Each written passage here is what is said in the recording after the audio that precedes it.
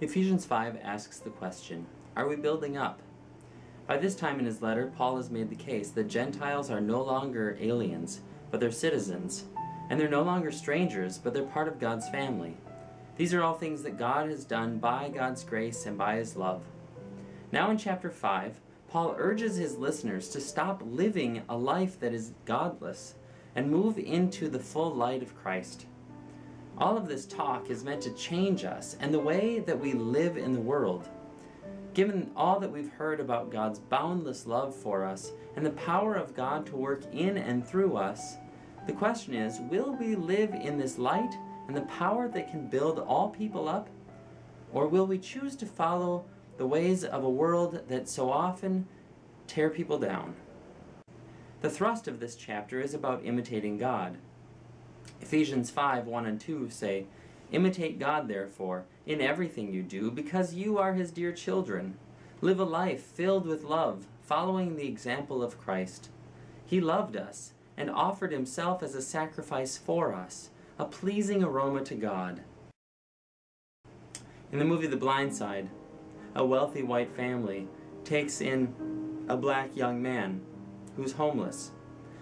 In one scene, the main character, Leanne Toohey, demonstrates what it means to imitate God and to build someone else up, even when it means standing against the common current of her family and her social circle.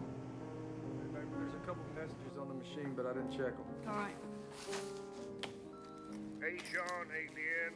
Cousin Bobby. Happy New Year's. Listen, I've had about 5 cold ones. Of course you have. So I'm just going to go ahead and ask. Did y'all know there's a colored boy in your Christmas card? What? You just looked teeny tiny next to him, right? Like Jessica Lange and King Kong. Hey, does Michael get the family discount at Taco Bell? Because if he does, Sean's going to lose a few stores. He's a good kid. Well, I say you make it official and just adopt him. He's going to be 18 in a few months. Doesn't really make much sense to legally adopt.